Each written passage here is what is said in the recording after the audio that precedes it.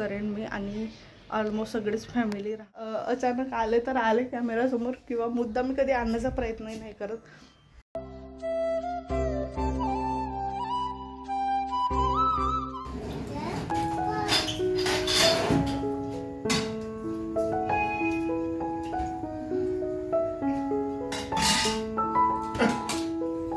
माझ्यावर कोणी नाही सांभाळू शकत.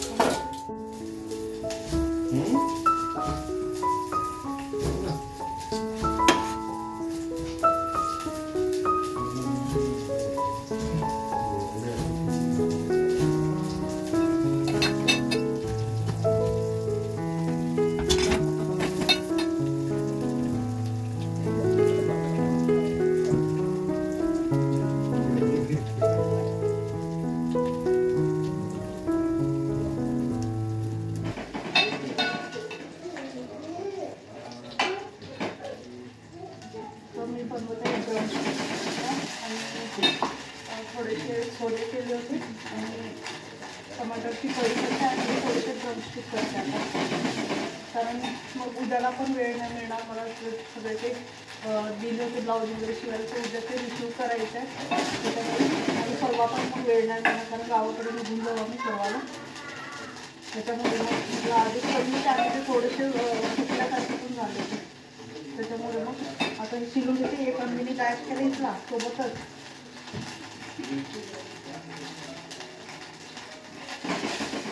सो मी बनवत आहे तर टमाटरची कढी अजयसाठी आणि माझ्यासाठी ते ड्रमस्टिक मागे जे दाखवले होते ते अजयला नाही आवडते म्हणून मी माझ्या पुरतच ते आणले होते. आणि आमच्याकडे त्यांना शेवग्याच्या शेंगा, त्याच्यानंतर मुंगण्याच्या शेंगा असं 2 प्रकारचे नाव आहेत आणि वेगवेगळ्या ठिकाणी वेगवेगळे त्याचं नाव आहेत. ॲक्च्युली तुमच्याकडे त्या शेंगांना ॲक्च्युली काय म्हणतात ते खाली नक्की कमेंट बॉक्समध्ये सांगा, कारण प्रत्येक ठिकाणी त्या शेंगांना वेगवेगळं नाव आहे आणि त्याचे पण भरपूर पद्धतीचे रेसिपीज बनतात. सो इथं मी टमाटर कापून घेत आहे टमाटरच्या कढीसाठी आणि नंतर मग ड्रमस्टिकची म्हणजे शेवग्याच्या शेंगाची भाजी करते.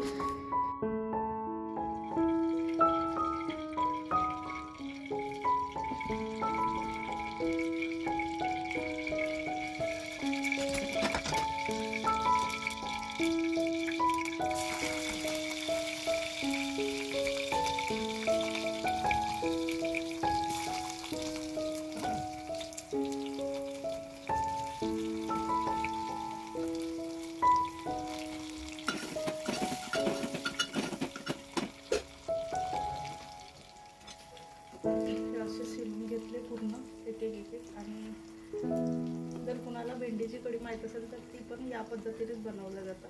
या साईडच्या भेंड्या कापायच्या, ज्या मोठ्या भेंड्या असतात, कोवळ्या भेंड्या नाही, ज्या जठर भेंड्या असतात त्या या साईडच्या कापायच्या आणि अशीच भाजी बनवायची.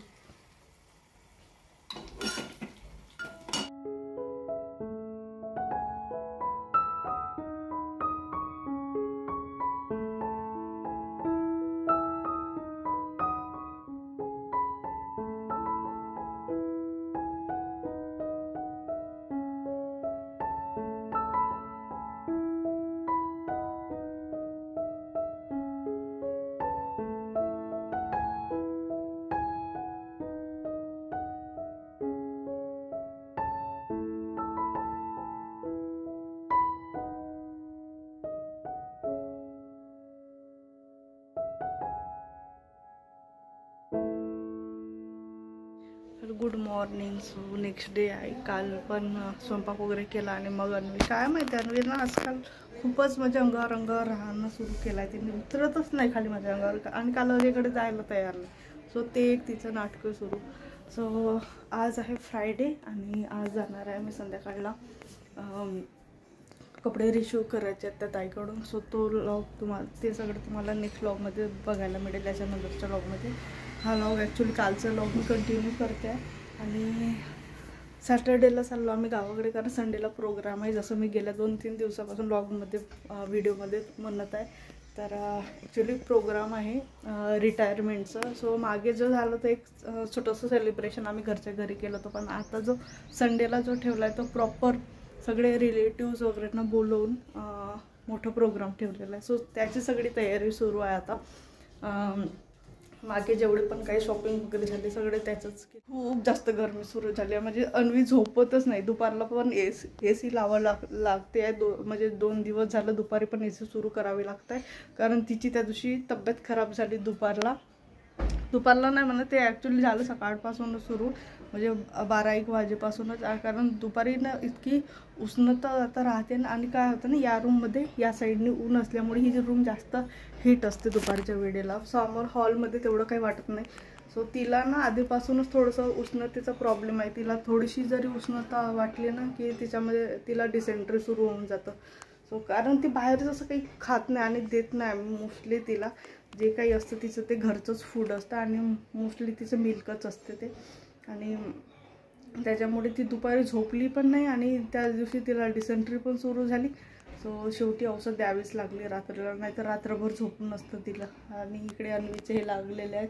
तिला बटरफ्लाय जेव्हापासून हे बाकीचे लावले ना एक्स्ट्रावाले, तर तेव्हापासून तो बटरफ्लाय आणि अजून काय कबूतर हे सांगतच नाही, दोन्ही विसरले. आधी बरोबर सांगायचे ती प्रॉपर, बाकी सगळं व्यवस्थित सांगते. आता तिचे जे ॲडमिशन राहील ती राहील जुलैपासून प्ले ग्रुपसाठी. सो ॲक्च्युली मला गावी असताना विचार केला होता आम्ही की तिला 1-2 बुक्स घेऊन द्यायचे जे प्लास्टिक कोटिंगचे असतात. 2 महिन्यासाठी काय घ्यायचं ना. तसे पण जेव्हा तिच्या स्कूलमध्ये गेली होती तेव्हा माहिती झालं होतं की त्यांना पण प्ले ग्रुपला पण बुक्स दिल्या असतात. सो म्हटलं आता 2 महिन्यानंतर तिला जे पण काही इसेन्शियल राहील ते घ्यावंच लागणार आहे, त्याच्यामुळे मग नाही घेतलं. आणि प्लास्टिक कोटिंगमध्ये फक्त मला वाटते 1-2चंच काहीतरी होतं, ABCD नव्हतं. सो तोपर्यंत हे होतं. आणि तसं पण मी ओरली तिचं म्हणजे तिला विचारतच असते ABCD. सो मधामधात तिचं जे बोलण्याची प्रॅक्टिस आहे ती पण सुरू असते. सो अशा पद्धतीने थोडीशी ना बोलायला लागेल मधामधात. आता ती कधी कधी बोलून तिथे एखादं सेंटेन्स म्हणजे असं आपल्याला, पण तो रिपिटेशन नाही होत मग असं. तर असं सुरू आहे सगळं. आता असे काय म्हणतात तयारी सुरू आहे संडेची, एक डेकोरेशन हे ते सगळं. आणि श्रांशू पण आज निघत आहे तो पुण्यावरून. सो आम्ही सगळं फक्त पल्लू आता रशियाला, ती जूनमध्ये येणार. सो श्रांशू आज निघत आहे पुण्यावरून. उद्या मॉर्निंगला तो पोहोचून जाईल डायरेक्ट गावाकडे. बस असल्यामुळे डायरेक्ट गावाकडे पोहोचून जातो. तर तेवढं टेन्शन नाही आलं. ट्रेननी आलं ना तर काय मग इथं नागपूरला उतरावं लागतं आधी, म्हणजे डायरेक्ट तिकडे ट्रेन नाही आहे गोंदियाची. नागपूरला उतरावं लागतं आणि मग इथून बसनी जावं लागतं. त्याच्यापेक्षा बसनी जर आलं म्हणजे ट्रॅव्हल्सनी तर डायरेक्ट ती मग गावाकडे थांबते, त्या रूटने जाते. तर सो ते खूप इझी होऊन जातं, घराजवळच थांबते तर.